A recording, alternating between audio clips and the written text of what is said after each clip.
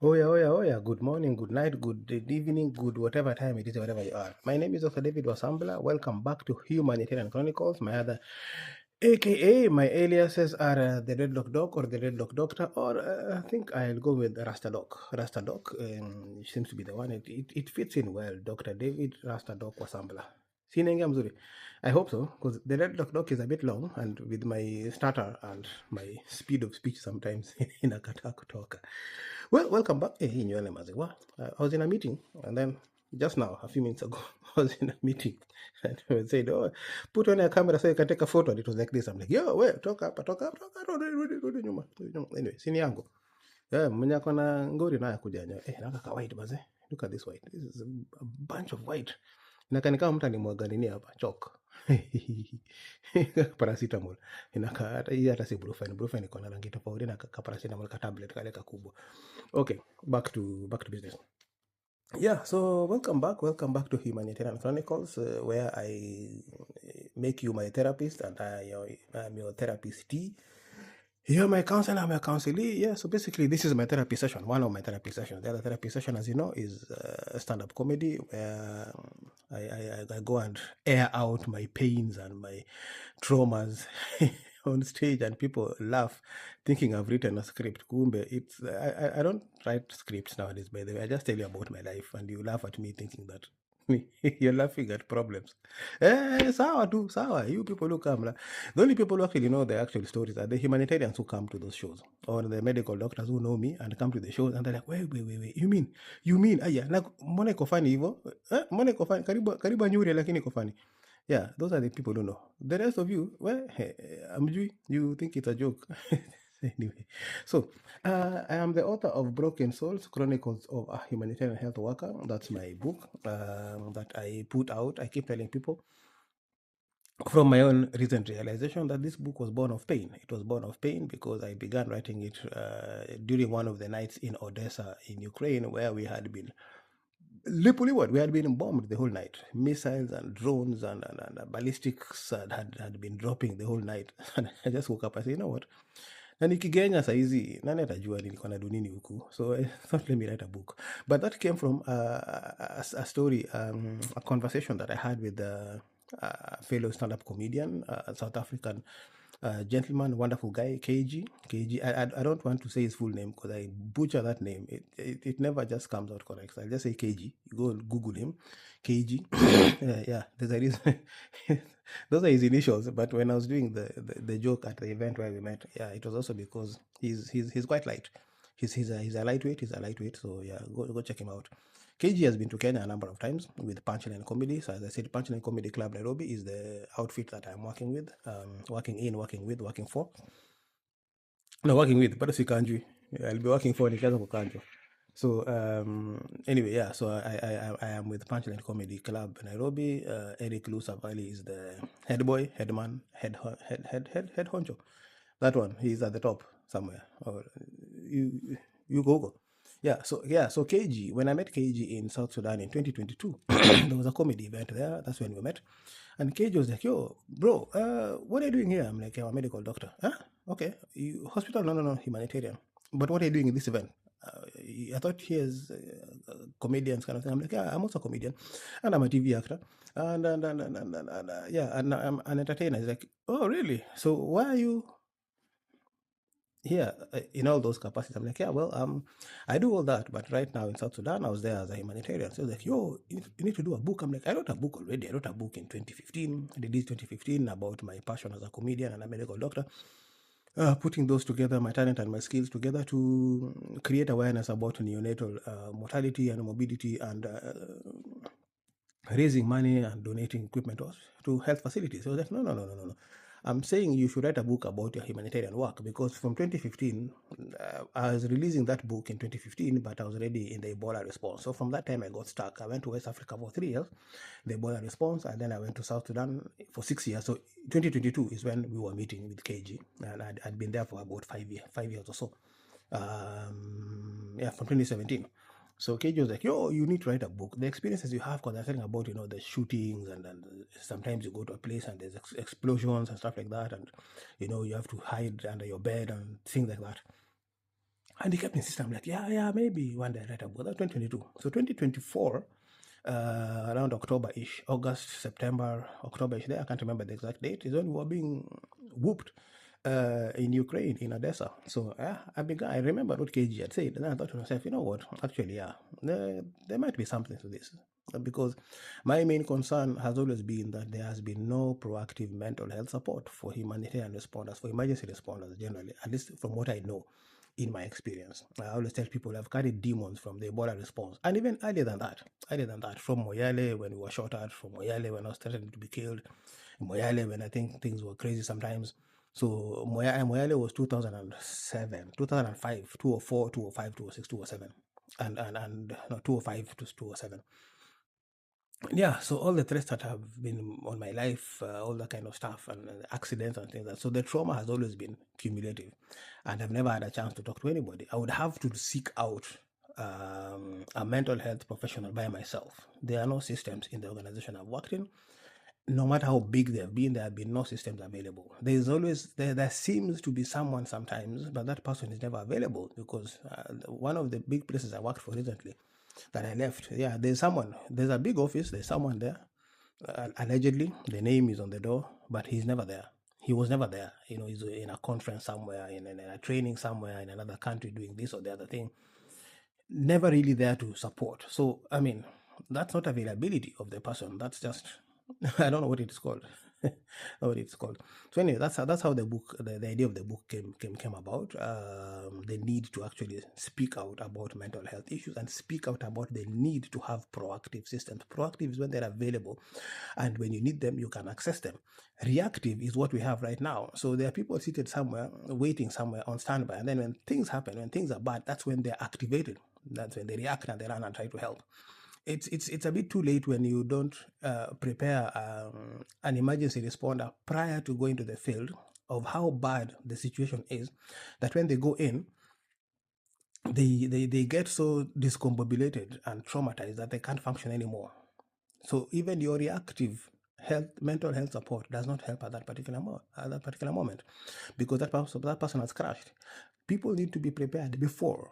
The proactive mental health approach should be the continuum of care. Before response, they are prepared. During response, someone is available to support them. And after response, there's debriefing. Post-response, there's debriefing, so that they are able to be supported post-mission with the trauma they've accumulated and picked from there. That is what it should be like. That is not what it is at the moment. So that's what brought the book to life. Of course, the pain that I was going through at that time, the trauma I was going through, because my questions were, after I survived this bombing this night, who will I speak to? In the organization I worked for, there was nobody. We had a mental health expert that was one of the team members we were in. One of our team members, who was also there to support other people, who was also there to support the community that we're working. And I keep saying, it is good. We do a good job. We do a good job in setting up systems to support the communities. That is perfect. That is great. That's what we are supposed to do. So these mental health professionals in the group were part of us, as a part of the holistic package, to go and support the community members, support the people that we are serving, which is good. But then I couldn't also expect to go to this person to ask them for help when we are going through the same kind of trauma, we are going through the same kind of stuff, we are going through the same kind of pain. And then I go back to them and say, hey, listen, I know you and I have just been seeing people suffering, and had people suffering and heard of their pains, and looked at their buildings and the collapsed buildings. So now, me, I'm traumatized, you're traumatized, but let me give you more of my trauma as I offload on you my stress. So we couldn't do that. There was nobody in the background now available who is either out of this or who is part of this, but not for the community, but here to support us. We didn't have that in that organization. And I had been asking from the day I got to Ukraine in one of the health cluster meetings. I asked in the meeting, at the end of the meeting, where is the support for us? We are doing a good job, and we are reporting about MHPSS, mental health, psychosocial support. We are reporting about all those things. Is this a piece of hair? What is this? It's been here for days. I'm like, no, nilioga, kwendeni huko. Not days. It just popped up today. Kwenda huko. Go there. Kwenda huko. Anyway, I thought it was a piece of my mustache. That there's this mustache here that likes sticking out. This white one, it always likes sticking out like this. So I keep seeing it, and I'm like, go away, and then it keeps coming back. Go away. Anyway, whatever your thoughts are telling you, they're not that. Yeah. So yeah, I kept asking, and I asked, where is the mental health support for us? And I was told, no. I was still new, so they could brush me off easily. They're like, no, there's a system, there's a policy, there are documents, there are this and that, and there's this group that is supposed to help the helpers, something like that. I'm like, yeah, but I researched before I came to start my mission, and I tried to figure out. I don't seem to see anybody, any organization available. These earphones are nice. They fit and portend the ear. Oh, sorry, distracted. I'll forget what I'm saying again. Yeah, there's nobody. I've not seen anybody that is doing anything. I've not seen a system in place that I know I can run to now and say, listen, I am feeling traumatized. And when I'm off mission and getting out of mission, that I can say, listen, I feel traumatized.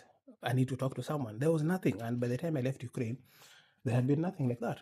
So clearly, as usual, the stories are there, the policies are there, the papers are there, the concept notes are there on somebody's shelf, on somebody's share folder, and that's it. That's it. They get lost there. The actual implementation does not exist, and that's what I keep making noise about on my podcast. Keep making noise about in the book. I keep making noise about whenever I speak. Oh wait, I'll show you. Do you have the book? That's the book. Don't go say it. The book was like this, so you can't find it in the shops. That is the book. Broken Souls. Yeah. So we are always like that dying flower, and we need someone to build us up and water us and get us back to our feet. I've seen people who went and crashed and we will never be able to go back into a war zone, never be able to go back into a humanitarian response, might never even go back to their normal practice, or might go back but will struggle. You know, I tell people to this day, I'm not saying go pee in the grass, but I tell people to this day, there are times that I get pressed and I stop at the side of the road, like look for somewhere to release myself. And it takes me about a minute to realize I am not in Ukraine where there are landmines off the tarmac. So I can actually step off onto the grass. And Ukraine was, I left Ukraine in 2024. It's not 2026, and I still can't. It's that bad, because you knew, and I saw landmines that had been planted right at the edge of the road, right under the tarmac. So it meant you just needed to step on it, or if a car drove up or onto it by mistake, trying to get off the road, they would be blown up. You would be blown up, and there had been instances of people who were blown up by landmines just because they didn't realize, or they didn't remember. Not humanitarians, at least, but that I know of, but civilians that we had been told about, who were in hospital, or some never survived, who had walked off the road, going to pick something or going to take a piss, and then were blown up. So yeah, to date, I can't. To date, I hear a loud exhaust, the Kinyambi exhaust, motorbikes and Subarus and other cars that have the Kinyambis. I shudder, and it takes me a couple of seconds, or at least, to come back to the realization that I'm not in a war zone. So yeah, that's the reality of things. And when we are in a situation where we need to proactively look for mental health support, it becomes a problem, because you're questioning now, why do I want to go and look for someone to go and dig into my brain and tell me that I have issues? I know I have issues. Sometimes some of them are hidden and compartmentalized and hidden in the back of our minds. We've stuck them there and stuffed them there and locked them away, so we never have to remember them. So it is one thing when I have a particular need and I rush to somebody and that person is available, and at that particular moment when I need them, I'm able to talk about these things, and then everything pours out. It's another thing when I have to sit and think, so I need to go and look for someone. Then I begin having to Google, because that's what I did the other time. Okay, in my case, I was lucky. There's one time I needed someone and I had to Google. And on Google, you have no idea who you're going to find. No idea you're going to look for. No idea who you're going to get to talk to you. No idea what the result will be. In a proactive setup, these are people who have been vetted and are qualified and are known and have been looked at by a panel, or at least some experts who then agree that these are the right people for this job. But when you're Googling, you have no idea. You could find a quack. And they're there. We have medics who are quacks. We have lawyers who are quacks. We have experts, architects who are quacks. So when you go and Google things and you Google people and you find the wrong person, and I Googled one time and found somebody to do some counseling, and the things that came out of it were even worse than when I went in. So we don't want to have situations where you're going to the wrong person to help you and counsel you. That is why there's a need for a system that is robust and is efficient and is effective and consistent and is constant, all those stamps, and people know that this is where they can go to when they need to, and these people that are available for them, and people they can relate with. I have no problem with having a psychologist or a mental health counselor or a therapist who is able to assist. But if they have never been in the field where you have been in, where they've never gone through what you've gone through, sometimes it's difficult to relate on the same level. It's like having a drunk person, a sober person, trying to have a deep conversation. It's never going to work. No matter how deep the drunk person thinks it is, or how deep the sober person is trying to bring it, it will never work because you have different levels of understanding, different levels of realization, different levels of conceptualizing whatever it is you're discussing. So, I'm ranting. I'm trying to avoid what I want to talk about today. It's a painful topic. I've talked about it, but I'll talk about it because today is the day it happened. So that's why I came up with this. So you'll see this book. You see this particular book. At the top here, there's nothing. Yeah, the first version had a forward. You remember, for those who remember, or those who had the version of the first batch of books, there's a name of somebody here who did the forward for the book. This second batch does not have. This one was the test, I guess, when we removed that and wanted to see how it would look like. Then we now pushed this thing, this quote here, which I put in the book, which was told by me. It's not my original quote. I think it wasn't the original quote of the person told it to me. But this quote that says, if the bullet was meant to kill you, you would not have had it, was given to me, told to me by a policeman friend of mine many years ago when I was going to Moyale and we were attacked by shifters. Shifters are armed gangsters. Who frequented the Isiolo to Moyale road when it was really bad. I think they're not there anymore because the roads are now good. Those days they were basically no roads, so it was easy for them to capture you because you'd be driving very, very slowly along those roads. So we were attacked and we were shot at many times. I wasn't hit. Luckily, none of us were hit either. Maybe they were intentionally missing, just shooting to scare us. But they were not blanks because we could see them ricocheting off the rocks, ricocheting off the sand, ricocheting off the trees around us as we were running and weaving in the bushes and in the trees, among the trees as we ran away from them. And I got to location in Moyale and I was like, yo, man, I'm so traumatized. I can't even imagine. I'm feeling so scared. I'm feeling this. And I can still hear the guns ringing, the gunshot ringing in my ears. And the guy was like, Daktari, relax. If the bullet was meant to kill you, you'd not have had it. Meaning, yeah, basically, I don't know whether the people who are killed here the bullets, but yeah, that's what he said. You'd not have had it. You'd have just gone. You'd probably woken up and you know. So the same thing would happen when Ukraine and in Gaza, for example, you would hear the explosion, and the fact that you heard it meant you were still around. The fact that you heard it meant you were still alive, and the fact that you heard it and there was no pain and there was no blood gushing out of your body, you were alive. That's what it meant basically, because Gaza, unlike Ukraine, there are no air raid alerts. There are no sirens. There are no warning systems. There's nothing. There's no SMS coming to tell you there's or a Telegram group where you go and see, okay, missiles are coming from this side to this side. They're going to land. They're going to be hit. No.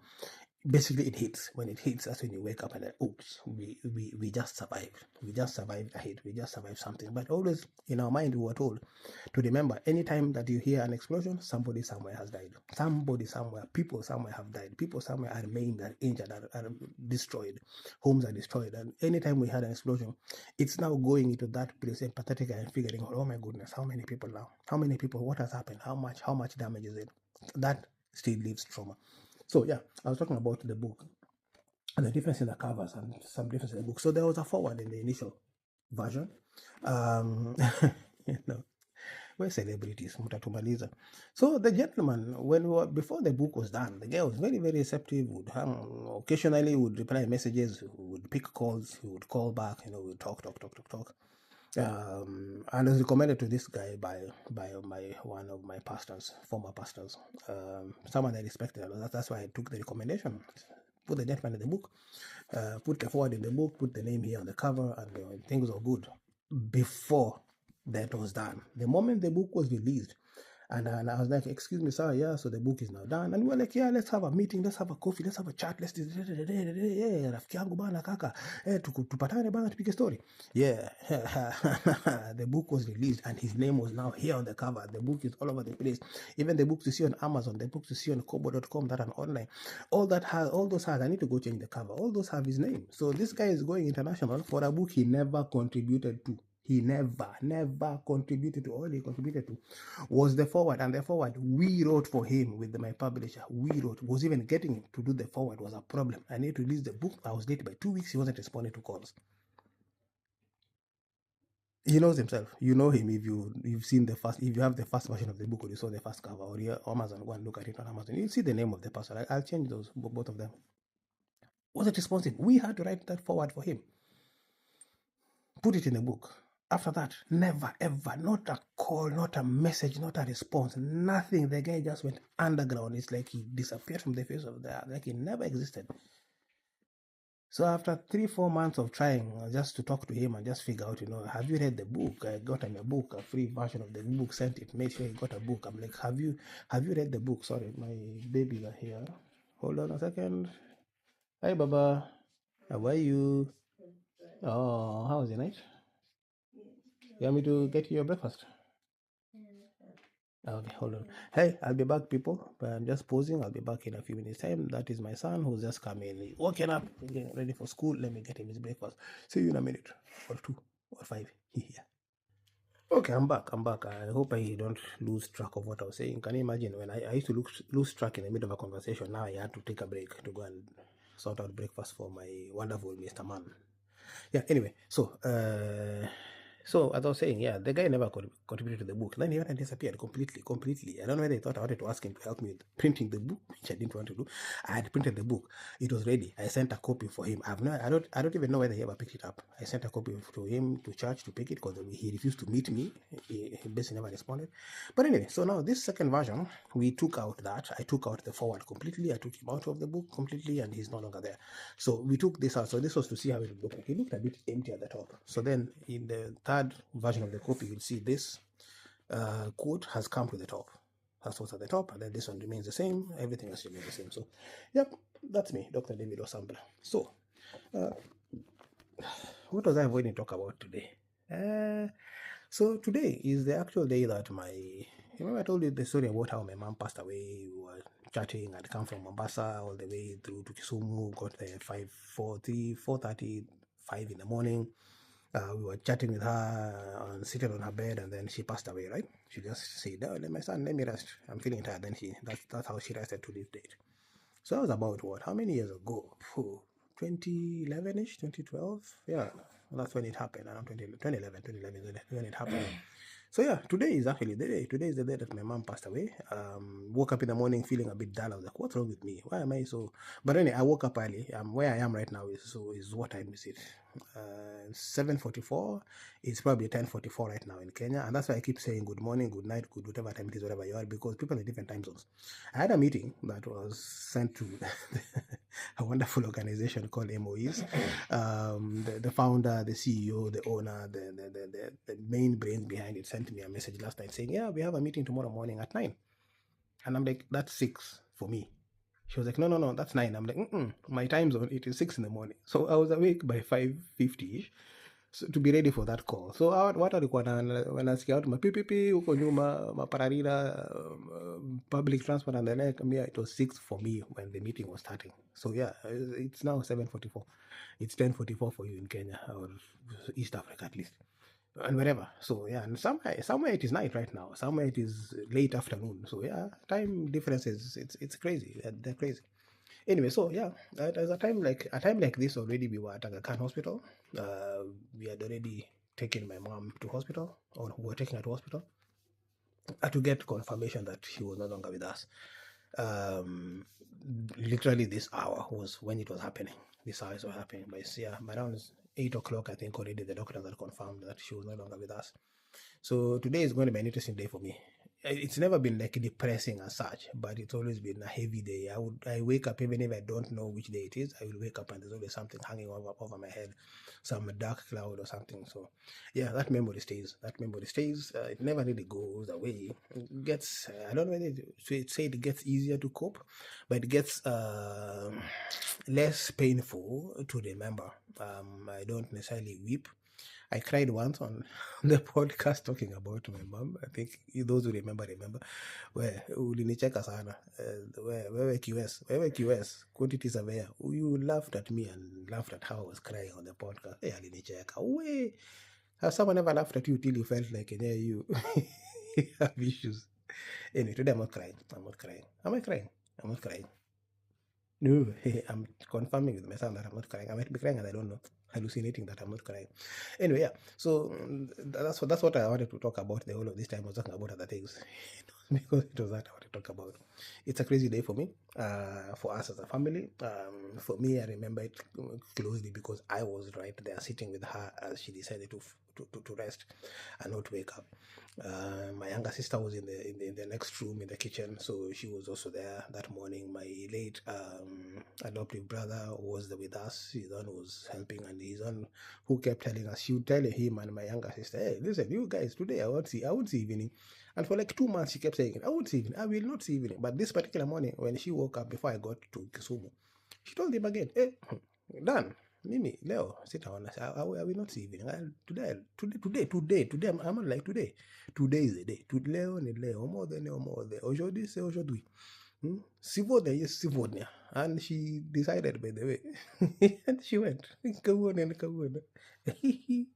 And she just slept and never woke up. Wait, mother, wherever you are, I know you can't hear me, but if you could hear me, well, that was rude. No, don't do that again. I mean, duh. Kwendangi hivyo. It's crazy. Anyway, yeah, so have a wonderful day. Have a wonderful day. Thank you so much for being here. Thank you for so much for akanikadini. This one is not my tear. This is your tear. Your tear is in my eye. You, shame on you. Anyway, yeah, so have a wonderful day. Just a quick reminder that on the 21st of this month, 21st of March 2026, we will have the KMS, Kenya Museum Society, pop-up market at the Nairobi National Museum from 9 a.m. to 5 p.m. Free of charge entry. Come join us. Come look at the event, see the events, have fun, see what art people are doing there. Among the arts and the artistic stuff is going to be us, authors, some of the newest authors in Kenya, or at least with the new books. At the moment, Kenyan authors will be there, around 10 or 11 of us. I'll be there, myself, Rasta Doc will be there with my book, Broken Souls.